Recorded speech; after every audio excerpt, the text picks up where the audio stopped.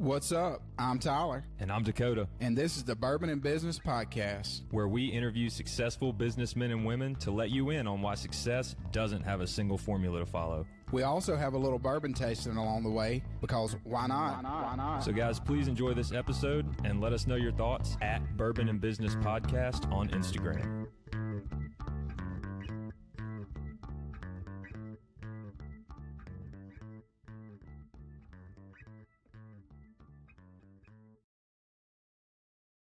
Coming to you from the Bourbon and Business Studio here in the Capitol Club in downtown Jackson, Mississippi. I'm Tyler. And I'm Dakota. And this is the Bourbon and Business Podcast. Which camera were you looking at? I was looking at one of the four. Okay, so I was looking at a different one. So that's going to be funny on the... Yeah, that'll work out well. Well, you want to tell our listeners a little bit about the Capitol Club and these great views we have here? And the Capitol Club is the premier event space in downtown Jackson. It's got everything. Daily lunches, event space, networking events, regular events, parking garage. Am I missing anything? I don't know. You get a lot of stuff there, but if you're not a member of the Capitol Club, you need to go online and join. And you want to introduce our guests to us? I do. Today we have special guest, Josh Quick, owner of Mid-South Crawl Space Solutions. Josh, welcome. Welcome, man. Thank you so much for having me. I'm excited about the day and excited about the opportunity. We're glad you're here. Glad to have you. And then what are we sipping on? Today we're sipping on Hazelbaker. I think that's how it's pronounced. Kentucky straight bourbon whiskey. What do you think? I like it. Can actually taste the barrel. So you're picking up a little hints of that, the wood in it. What char do you think it is? I have no clue. But 1 to 5. I'd say it's got to be at least a 4. So, I mean, I'm picking up some char in there for sure. But I don't know, so I was just your take was. Well, it's a great bourbon. I'm going to have to give it a pretty high rating, 8.6. 8.6, okay. That's not bad. Definitely would drink this again. Yeah. So. What proof do you think it is? I'll give you a hint. It's bottled in bond. Let's see if your memory. Well, 100 proof. It's well done. Look at you. Yeah. So good burn. If you're looking for a bottle, you need to go to Cheers Vineyard in Gluckstadt and pick you up a bottle. They have the greatest selection. And the greatest staff. Bourbons, wines, vodkas, really whatever you're looking for, they have it. And ask for JT there. He can get you fixed up. Yes, you can. Well, Josh, we appreciate you coming on today. Absolutely. We like to always take this time, just tell our listeners who you are, where you're from, and then how you got to the point of owning Mid-South Crawl Space Solution. Yeah, so it's an interesting story, and I love telling it. So I was born and raised in Rankin County. I lived on the same piece of land for 44 years, up until about a month ago. My wife and I just bought a new house. But born and raised there, and that's where I've spent my entire life. We have my dad.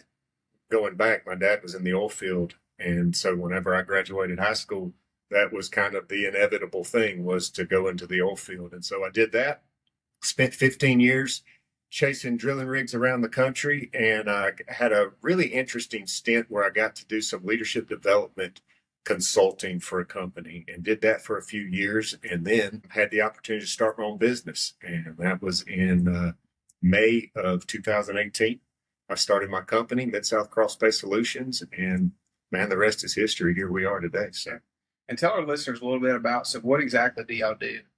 Yeah, so we specialize in all things foundation repair, moisture control, and concrete repair. I got started doing just crawl space encapsulation work, and that was the kind of our bread and butter. I did that for a guy that I worked for several years, and that was all he did in this realm. He did some insulation work, but as far as house stuff, he just did encapsulation. And so I learned that, and I knew that really well. So when I started my business, that's all we did. We have since then expanded, and we do all aspects of foundation repair. So slab foundations, conventional foundations, floor stabilization. We do concrete lifting and leveling. And one thing that a lot of people don't realize is we also do basement waterproofing, which there's not a lot of basements in our area, but all the ones that we do have, they all leak. And so we got a system that helps with leaking basements. So that's pretty cool. Yeah. Well, you go anywhere up north, like past the Mason-Dixon line, and it's like everybody has basements. It's all it is basements. It's so crazy. Everybody has a system for basements. Yeah. And most of them are finished basements. They live in their basements. Here, we just use them for storage in like torture dungeons or something. I don't know. They're all nasty. And so, but we can go in and fix them and waterproof them and make them at least somewhat usable. So, You said that like you've experienced some tornadoes. and there are some nasty basements in this area. I'm telling you, it is bad.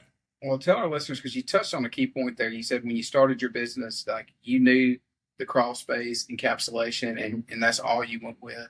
How important was that to y'all's growth, being a master of one thing before you branched into other avenues of the business? So I still look back on that as kind of my superpower, honestly, because there was nobody else in our area. The guy that taught me had been doing it for 20 years and he was like the GOAT. I mean, he knew so much and people from all over the place would call him about crawl space issues. And I got to ride around in his hip pocket for about 5 years and just learn all the stuff and he was so knowledgeable. And, when he retired, I had already kind of made a name within his customer base of who I was, and they trusted me. And so I was able to just kind of absorb some of the customers that he had already been servicing. So having that expertise and people already connecting my name with the crawl space work was so powerful getting started out on my own, because so many people already knew to call me. And so it was great. I still tell people that's our bread and butter. Crawl space is our middle name, right? And so that's what we do, and we do it exceptionally well. All of the other aspects of our work we are just as good at, but we certainly don't have the experience as we do in crawl space. Yeah.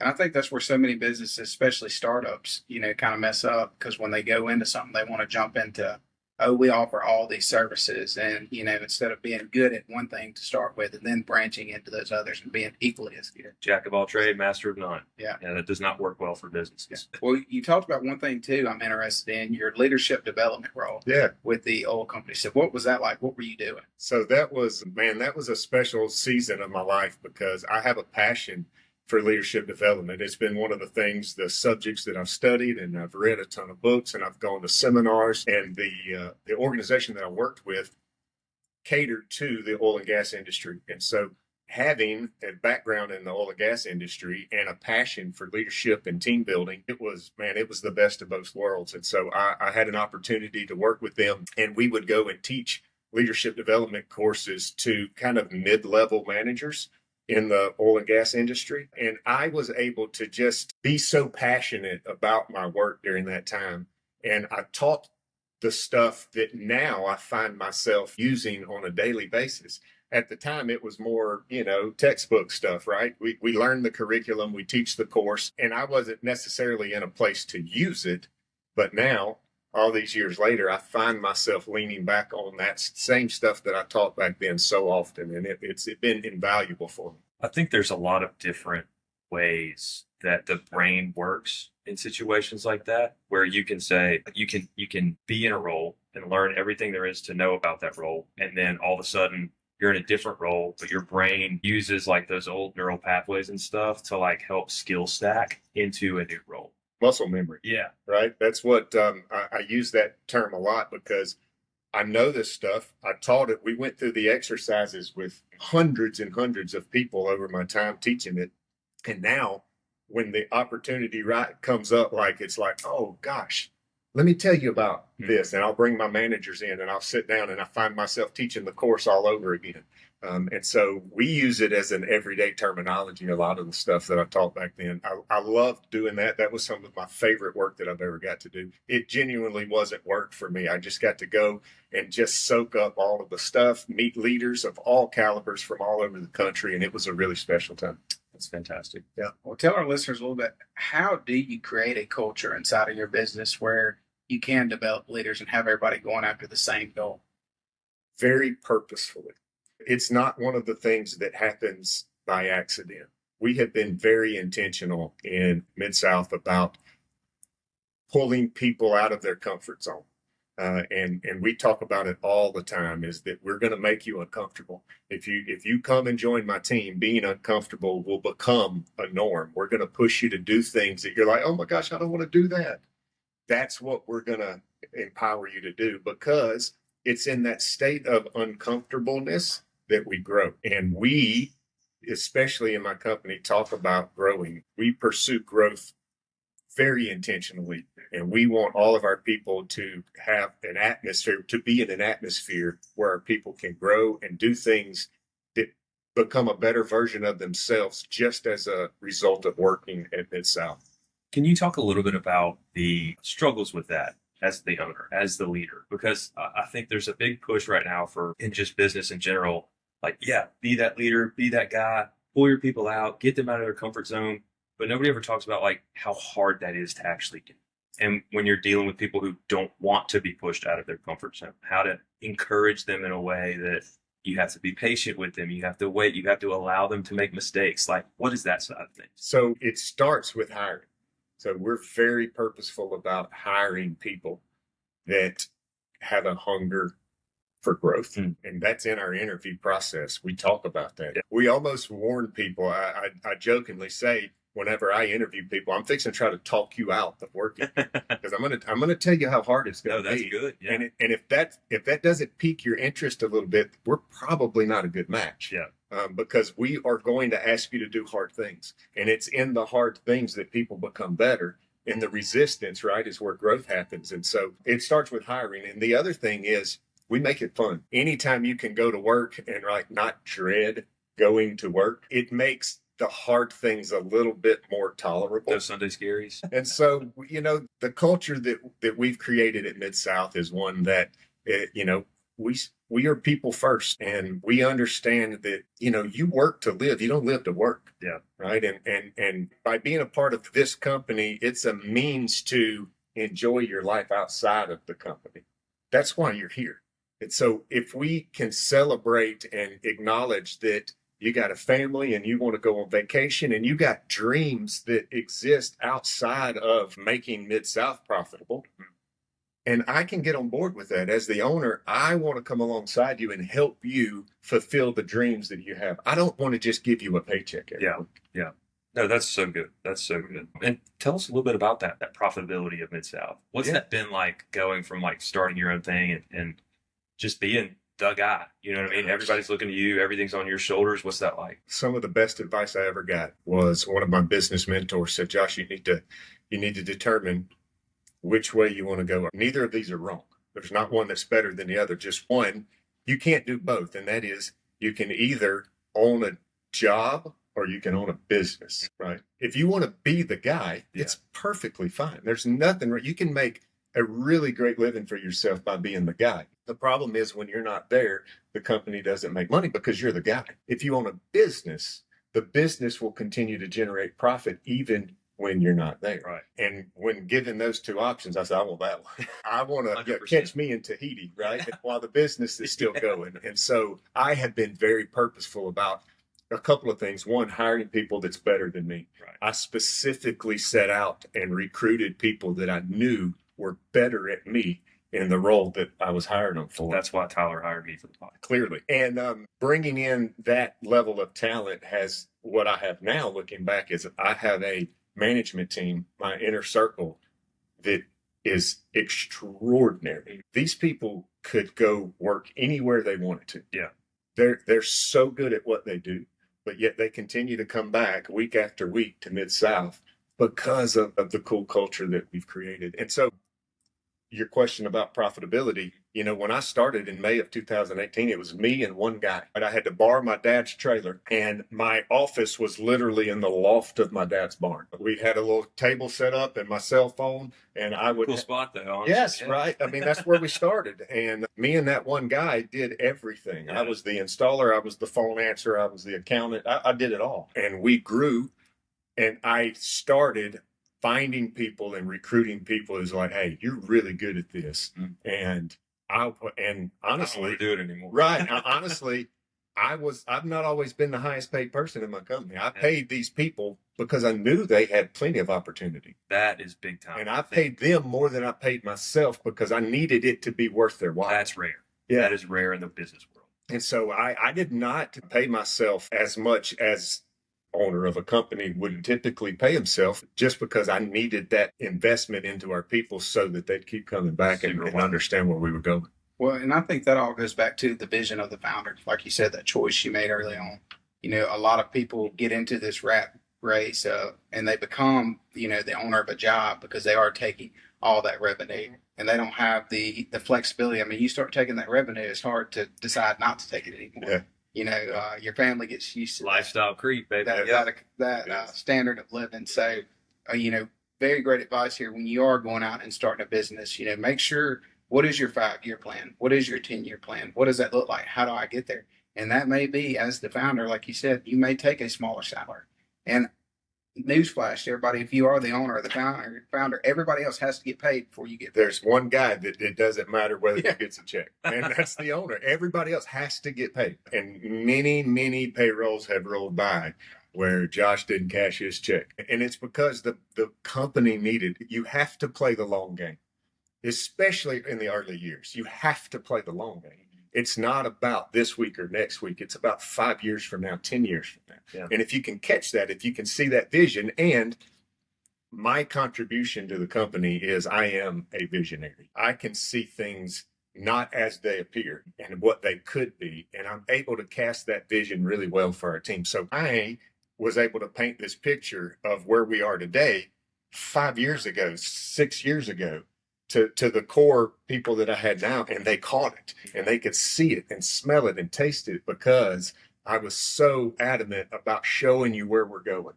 And so it caught fire. And now we have this culture in our company where every Monday morning, I just left, every Monday morning we have what we call a one-team meeting. My whole company gathers and we play some kind of silly game where we're laughing, we're having a good time. We update everybody about what's going on. But every week we end that meeting in prayer and we gather together and we bow our heads and we pray blessings over everybody. We pray for safety and we come back again. And I think that's been one of the pivotal things that's allowed us to continue to be successful and for people to want to keep coming back. We crawl under houses. That is a tough job. It's terrible. It's 108 outside and these guys are crawling around under other people's houses and other people's sewage. And they keep coming back to do it again. It's not because they love what they do. It's because they love where they work. And you can't find this culture in just any place. And we've been very purposeful about creating it. Love it. Well, when did the switch flip in your head that you said, hey, I want to stop working for corporate America and I want to go out on my own? What kind of triggered that for you? And what was that process like? I'll never forget. I was on a drilling rig in the middle of the Gulf of Mexico. I don't know. Yeah. A tough job too. Gosh, it was terrible. But I had a boss out there that just treated us like dogs, just hollered, screamed, cuss all the time. And I hated it. And I'll never forget the day I told him, his name was Carl. And I told him, I said, Carl, one of these days, if I ever find myself in a position of authority, I will never treat my people the way that you treat us. And I've never forgot how I felt and how he made us feel out there. And that has been one of the things that for me, I have worked to find myself in a position of authority so that I could be different from that. I didn't want my people to have the same experience that I had. It just lit a fire in me to do something different for an employee, somebody that was just there. They just needed a paycheck. They just needed to keep their lights on. They just needed to buy groceries, right? And they're just trying to show up and do their best. And man, if I could empower them and make them feel like their job matters and like their contribution is making a difference, you know how hard people will work for you when they feel like they make a difference. Yeah. I didn't feel like I made a difference out there, so I did as little as I could get away with. And my people, they work so hard and they bust their tail week after week. It's because my management team is so deliberate about pointing out the contributions that they make. And I think that's such a powerful thing, our life experiences. As we go through, you're able to draw on those things. Had you started this company when you were, 19, 21, Yeah. you wouldn't have had those experiences today. You wouldn't have known what it felt like to be on a rig in the middle of the Gulf of Mexico getting cussed out for no reason. Yeah. And I think a lot of times people are at that stage in life and they're depressed and they're like, oh, man, I'm stuck in this. I don't know what I'm going to do. And a lot of people that listen to this may be thinking, hey, I do want to make the jump. I do want to go start a business. I do want to change things. And that opportunity is out there. Yes, it takes a lot of planning. It is risky, but if you do it the right way, it can be done. It can be done and it can be done successful. And when people ask me, Josh, what's the advice that you would give? I would say, first find someone that's already done what you want to do, right? And just, you don't have to recreate the wheel, right? It's so true. Yeah. Find somebody that's done what you want to do and go ask them how they did it and then go do that. Yeah. And I was blessed with some really great mentors that already made a ton of mistakes. And they said, whatever you do, don't do that. And I did it, right? I didn't do that thing. Yeah. And they said, if I do anything, I would definitely do it. And I would go do that. And so one of my closest friends, he owns a business in Memphis. Man, he has poured so much into me. I would drive up to Memphis and have lunch with him. And I'd come back and my team, they already knew. They was like, okay, get ready to change, because Josh is coming back with some advice from his mentor. And so I would come back and I'd say, hey, all right, we got to do this different. He just went through this and here's what he learned. We're not doing that. And so it just became, we learned as we went, but I was able to learn from other people's mistakes so that I didn't have to make them too. That people say, well, the best way to learn is from your own mistakes. If I can learn from your mistakes and I don't have to make the mistake, I feel like that's a better way to learn. So, Yeah. At least a little bit cheaper. Oh gosh, much cheaper. So Sure. true. So true. Well, Josh, what are some of the biggest challenges that are facing your industry today? For us, I think it's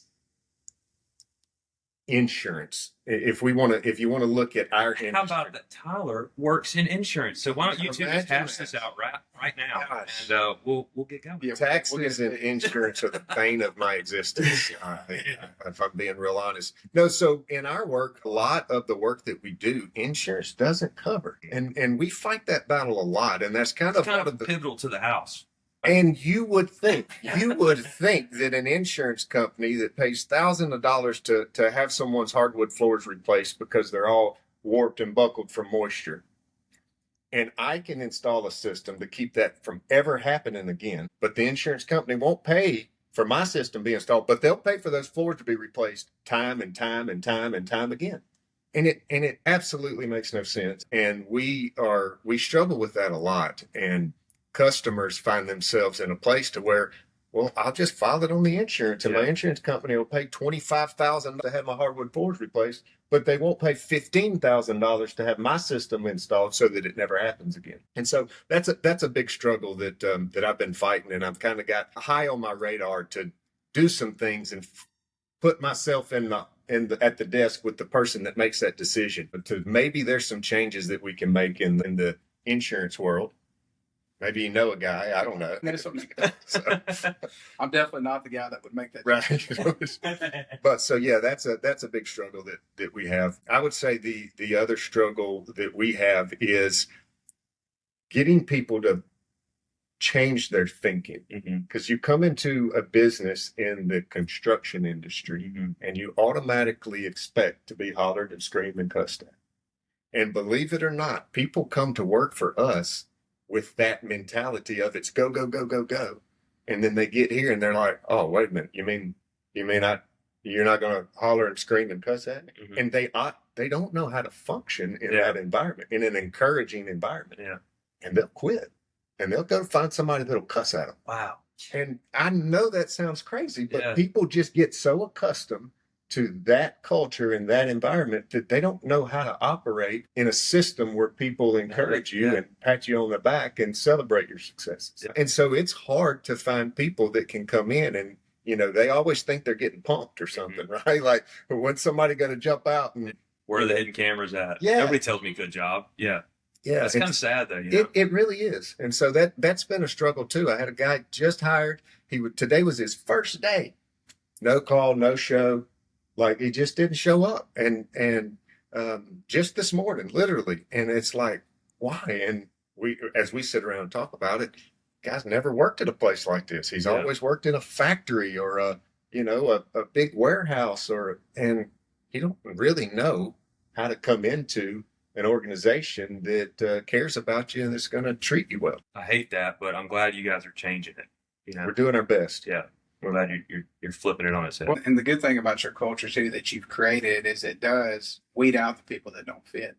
So I imagine the people that come in that want to cuss people out and do those things, they're not going to stay very long because that's not happening or not allowed there. You don't do that.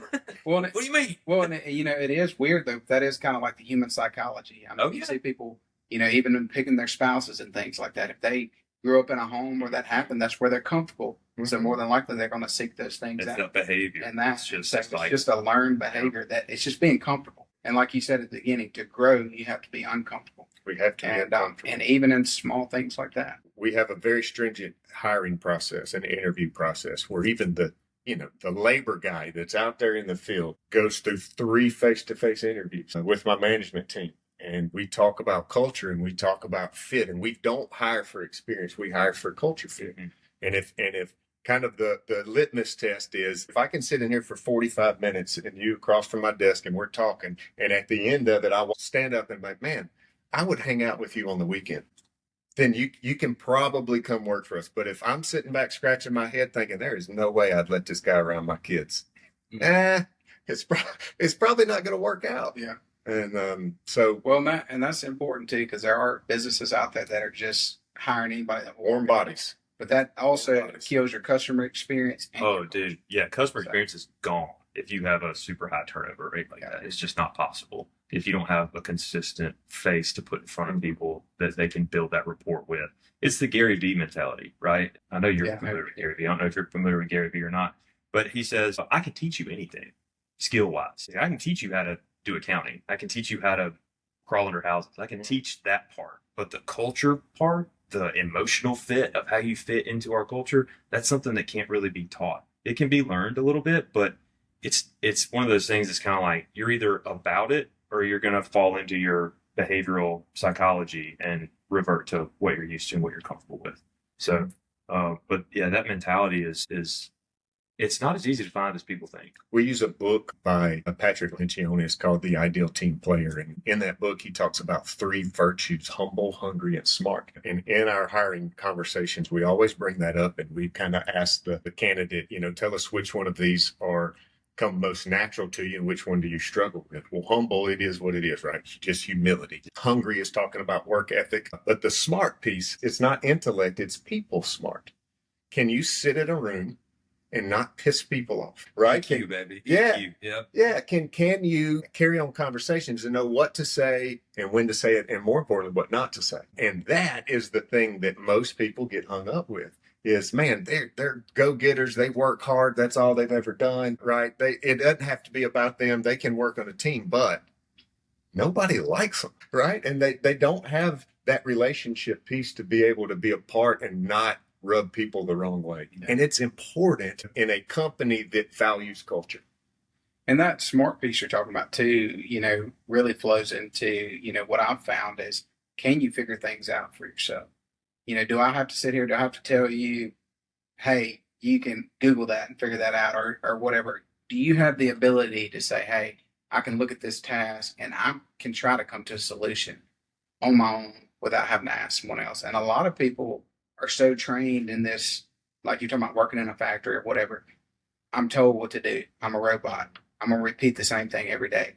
And if you can find someone that can work outside of those lines within, obviously, the guidelines of you don't want to get too far outside of it, but they can. I mean, you've really got a unicorn there when they got that, and then they've got the humble and the hungry with it. Yeah, anybody can find a problem. Who can work to how to solve it? Right. Those are people. Well, I think we're to the time of the podcast now. We'll get y'all's thoughts on the bourbon. Yeah, man. I thought it was really, really good. Hazelbaker. I thought it was a heavy char flavor, like you suggested. So it's at least a 3 or 4 barrel there. But I enjoyed it. I liked it. I think it adds more depth to the bourbon. I think there's a nice sweet on the tongue, like right off the bat, like a vanilla caramel. And then it finishes with a high heat cinnamon flavor. That's really, really good. So you were at an 8.6, and I'm going to land at an 8.9. 8.9. Yeah.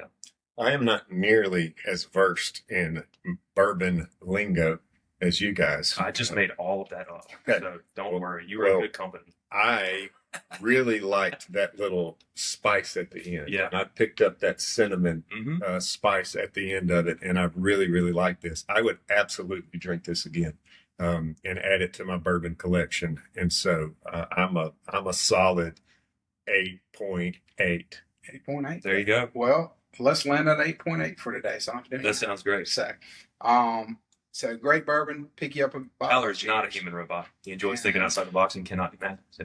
I can do math, and then if there's a script or whatever, I'll just go totally off of it or outside the box. Make it work. So, well, to all our listeners, we appreciate you tuning in this week. However you stream this podcast, if you would give us a rating and follow us on social medias, and we will see you next week.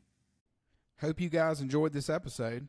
If you have any feedback or would like to be featured, reach out to us at bourbonandbusinesspodcast@gmail.com. Or find us on Instagram at Bourbon and Business Podcast. Thanks again for listening. Follow us for more content and info on the next episode.